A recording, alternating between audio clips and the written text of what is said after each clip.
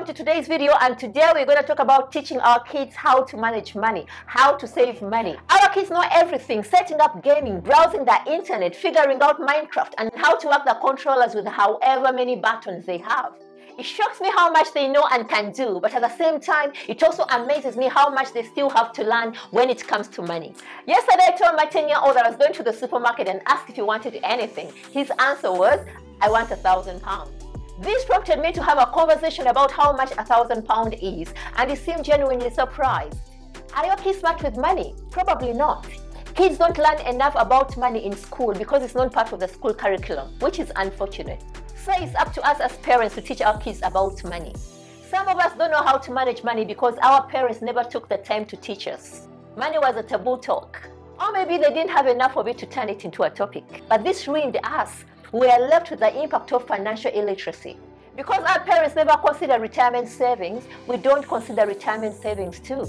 Because our parents live paycheck to paycheck, we are living paycheck to paycheck and so influencing our children to do the same. If we want our kids to avoid this fate, we need to make sure they are financially literate, simply meaning that we must teach them about money while they are still young. Parents, this burden is on you. Charity begins at home, at the kitchen table, long before the kids enter high school. Children start buying things at the age of 3 when assisted, choosing that cereal box in the supermarket, the Haribos, all the toys they so want to have. We're already talking to our children about everything: religion, politics, sex, you name it, everything except money. It's not because we're afraid of the subject, it's simply because we don't know what to say. With that in mind, here are 10 ways you can take to get your kids and perhaps yourself on the saving bandwagon.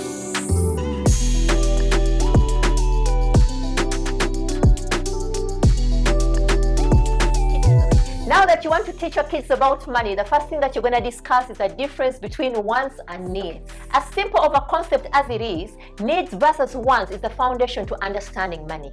It's the first step in teaching children about the value of saving. Plus, it's something that we can all continue to learn and build on. When kids are really young, teach them about the basic needs such as food, shelter, clothing, healthcare, and education. While wants are all the extras like toys, movie tickets, and cars. As they get older, it's even more important for them to further distinguish between the two. For example, designer brands like Gucci or sneakers or a bicycle or the latest smartphone, those are wants. And kids must realize this.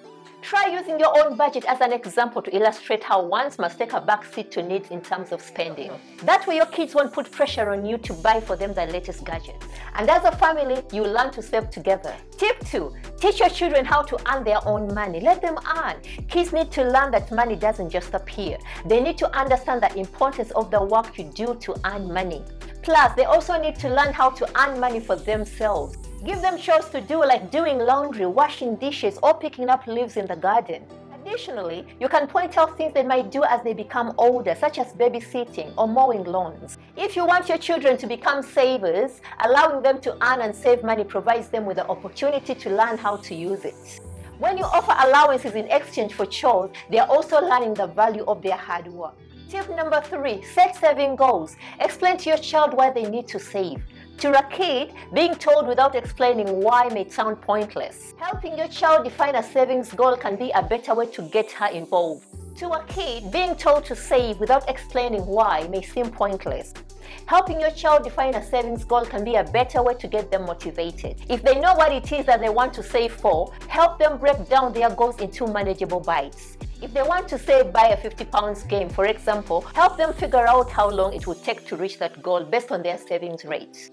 When you teach your kids why they need to save money, you're teaching them about life. Specifically, you are teaching them long-term thinking and self-control. You are helping them set goals for what they want to spend their money on. Such skills are great for their future. Now that your children have a savings goal in mind, you as a parent, you need to provide them a place to save their money.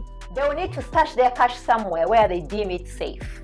For younger kids, this may be a piggy bank, but if they are a little older, you may want to set them up with their own current or savings accounts. That way they can start counting their pounds and pennies and see how their savings are adding up and how much progress they are making towards their goal. Once you've established where to stash their money, help them keep track of their savings. Create charts so that they can visualize how close they are to their goal. Have them track their spending. Tracking progress towards goals is a huge part of growing in life. It's a skill that extends beyond just money.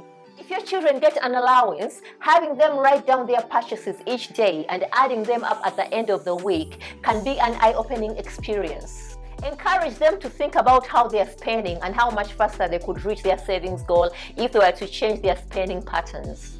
Another way you can teach your kids about saving is by offering savings incentives. For example, celebrating, going out. When your child has reached a goal, celebrate. Or when they've worked hard to earn their first few pounds, celebrate as well. Celebrate the wins and keep going. That will motivate your child to keep on saving.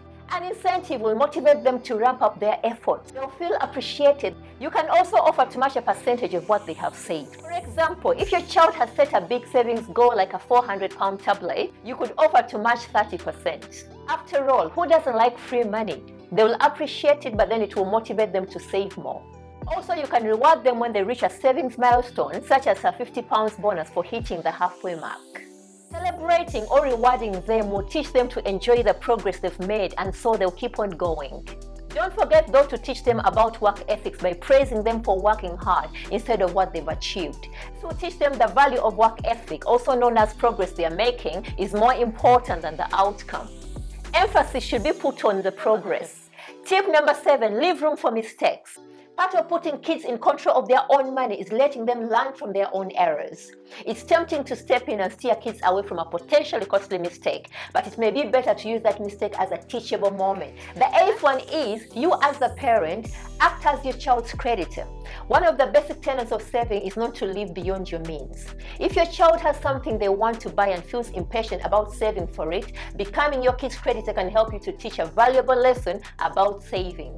Say your child wants to purchase something that costs £100. You could lend the money and require payment from the allowance you provide with the interest.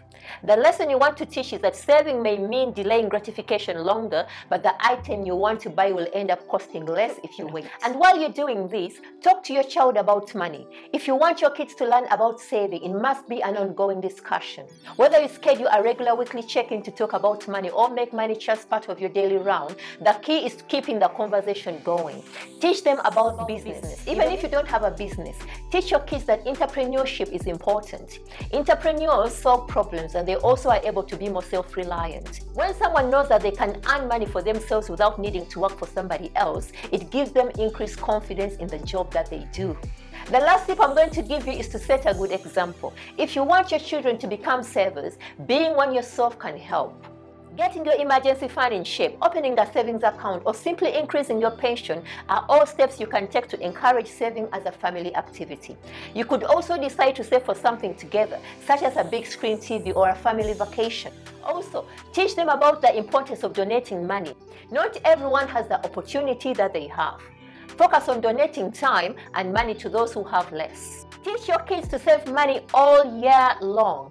Parents, making saving a regular part of your child's routine can lay the foundation for a bright financial future. The tips I have given you are a good place to start. While at it, don't forget to emphasize the value of experience over stuff. Teach your children that happiness is more often found in experience other than material things. Encourage them to save for an activity they want to do. Or if they want to buy something, help steer them in the right direction of something that helps them have experience. Great examples of these are a skateboard, a game, or a football. As a parent, make sure to make it a point to include personal finance lessons in your child's life as often as possible. I really hope that this video will help you help your kids learn about money so that you can raise financially literate children who are set up for success later on in life. If you got to this part of the video, let me know what else you think kids need to learn more about. Let me know in the comments below, because I really want us to support each other in raising financially astute children. If you want more videos that are about elevating your financial status so that you can get to live like a boss, make sure to click on the last 2 videos and subscribe as well. As always, I appreciate you guys, and I shall see you in the next video.